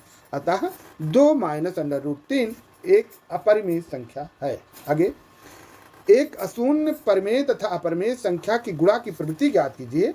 तो एक अशून्य परिमेय संख्या परिमेय तथा अपरिमेय संख्या की गुणा एक अपरिमेय संख्या ही होगी। जैसे 2 तथा अंडर रूट 5 एक परिमेय संख्या, 2 हमारा परिमेय संख्या है तथा अंडर रूट 5 एक अपरिमेय संख्या है, परंतु इनका गुणनफल 2 अंडर रूट 5 होगा जो कि एक अपरिमेय संख्या है। आगे यूक्लिड विभाजन एल्गोरिथ्म के प्रयोग से HCF 156, 221 और 364 का HCF ज्ञात कीजिए। तो HCF 156, 221 और 364, चूंकि 156 बड़ा है 221 से इसलिए 221 बराबर 156 गुणे 1 प्लस 65। आगे 156 बराबर 65 गुणे 2 प्लस 26, फिर 65 बराबर 26 गुणे 2 प्लस 13 यानी 26 बराबर 13 गुणे 2 प्लस 0। यानी अगर जो हम बात करें 221 और 156 का तो इनका HCF आया 13। है ना, 13 आ गया। अब 364 को 364 बराबर 13 गुणे 29 प्लस 0, यानी 13 से 364 पूरी तरह कट जा रहा है, इसलिए 156, 221, 364 का HCF 13 होगा। अगला, सिद्ध कीजिए कि 5 गुणे 7 गुणे 11 गुणे 13 प्लस 55 एक भाज्य संख्या है। तो देखिए, भाज्य मतलब हम इसको मान लिए x बराबर 5 गुणे 7 गुणे 11 गुणे 13, ये जितना लिखा हो प्लस 55। आगे x बराबर 5 गुणे 7 गुणे 11 गुणे 13 प्लस 55, ये जो संख्या लिखी है वही है। अब 5 गुणे 11 अगर जो हम कॉमन ले लेते हैं, 5 गुणे 11 कॉमन ले लिए, तो चूंकि 5 गुणे 11 55 होता है, इसलिए हम 5 गुणे 11 कॉमन ले लिए, तो ब्रैकेट में हमारा बचा 7 गुणे 13 प्लस 1, 55 की जगह 1। अब x बराबर 5 गुणे 11 प्लस 13 7 91 प्लस 1, यानी 91 धन 1, तो x बराबर 5 गुणे 11 गुणे 92, 91 1 92, यानी x बराबर 5 गुणे 11 गुणे 2 गुणे 2 गुणे 23, 23 दूनी 46 दूनी 92, यानी x बराबर 2 गुणे 2 गुणे 5 गुणे 11 और गुणे 23। स्पष्टतः x 2 से अधिक अभाज्य संख्याओं का गुणनखंड है, अतः दी गई संख्या भाज्य संख्या है। आगे, और यहाँ हमारा वीडियो समाप्त होता है। आप लोगों ने देखा, बहुत अच्छा वीडियो रहा, और आपको पसंद आया है तो इसे प्लीज़ लाइक शेयर कमेंट और सब्सक्राइब कीजिए, और अधिक से अधिक जगहों पर इसे शेयर कीजिए, जिससे और से लोग जुड़ें और नई नई जानकारियाँ पा करके जानकारियों से उत्प्रोत हों। धन्यवाद।